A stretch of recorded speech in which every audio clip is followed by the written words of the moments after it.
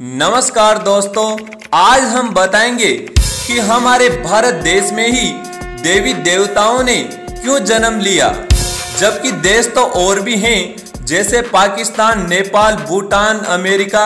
इन देशों में देवताओं ने जन्म क्यों नहीं लिया। आज हम रिसर्च करके बता रहे हैं कि हमारे भारत देश में ही देवी देवताओं ने क्यों जन्म लिया। 80% हिंदू लोग नहीं जानते कि हमारे हिंदुस्तान में ही देवी देवताओं ने जन्म लिया था। तो आज इनके बारे में बताएंगे, तो आप वीडियो पर बने रहेंगे।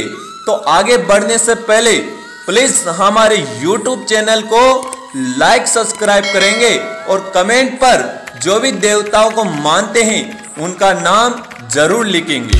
हिंदू धर्म के मुताबिक भारत को ही सर्वश्रेष्ठ भूमि माना गया है, इसलिए देवी देवता यहीं जन्म लेना चाहते हैं। भारत में ही देवी देवताओं के जन्म की कई कहानियां जुड़ी हुई हैं। सनातन धर्म के शास्त्रों में भारत को ही सर्वश्रेष्ठ भूमि कहा गया है। उपनिषदों में कहा गया है कि वसुदेव कुटुंब यानी कि पूरा संसारी परिवार है। शास्त्रों में कहा गया है कि हिमालय पर्वत और सिंधु नदी से गिरी भूमि ही श्रेष्ठ है।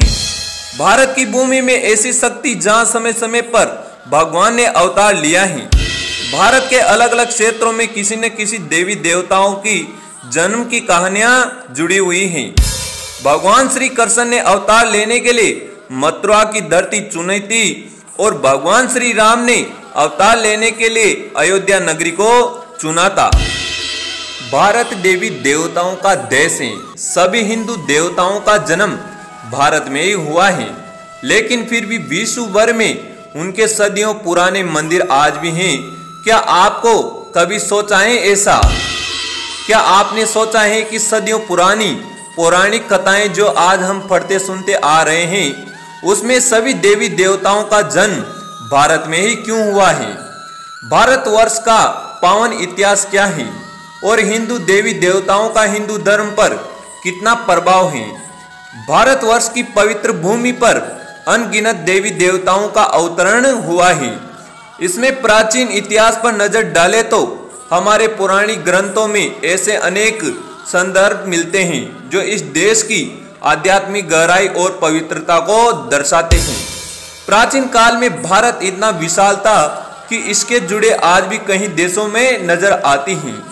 यही कारण है कि देवी देवताओं का जन्म भारत में ही माना जाता है। हालांकि इसके कई हिस्से चीन या अन्य देशों में भी आज भी मौजूद हैं। हिंदू धर्म कितना विशाल है और अखंड भारत कितना बड़ा था, आइए जानते हैं। प्राचीन काल और हिंदू द्वीप का उल्लेख मार्कंडेय पुराण में वर्णित है कि भारतवर्ष को प्राचीन काल में जम्बू द्वीप के नाम से जाना जाता है। इस द्वीप पर उत्तर और दक्षिण क्षेत्र मध्य में स्थित था, जिसके बाद में भारतवर्ष के नाम से जाना गया। महाराजा विप्र जो कि प्रथम पुरुष यावस भूमि मनु के पुत्र थे, उसके पुत्र ने इस क्षेत्र को नियंत्रण किया। उनके अनुज के नाम पर भारत का नाम भारतवर्ष पड़ा था। अब आपने सोच ही लिया होगा कि भारत पर देवी देवताओं ने क्यों जन्म लिया था, क्योंकि भारतवर्ष में ही हिंदू धर्म सबसे ज्यादा है और हिंदू धर्म को लेकर ही भारत पर ज्यादा व्यक्ति रहते हैं। आज आप दूसरे देश में जाएंगे तो वहाँ धर्म का नाम कोई प्रचार ही नहीं है। अपनी बहन बेटी को बहन बेटी नहीं मानते और सभी ऐसे गुल मिले रहते हैं, जैसे आपने मुस्लिम में देखा है।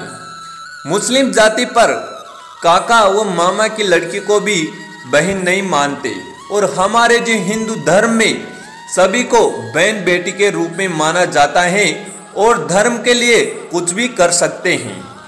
आज हिंदू धर्म पर अनेक देवी देवता हैं और उनकी पूजन बहुत ही जोरदार होती है और आज भी हमारे हिंदू धर्म पर देवी देवताओं का आशीर्वाद रहा है।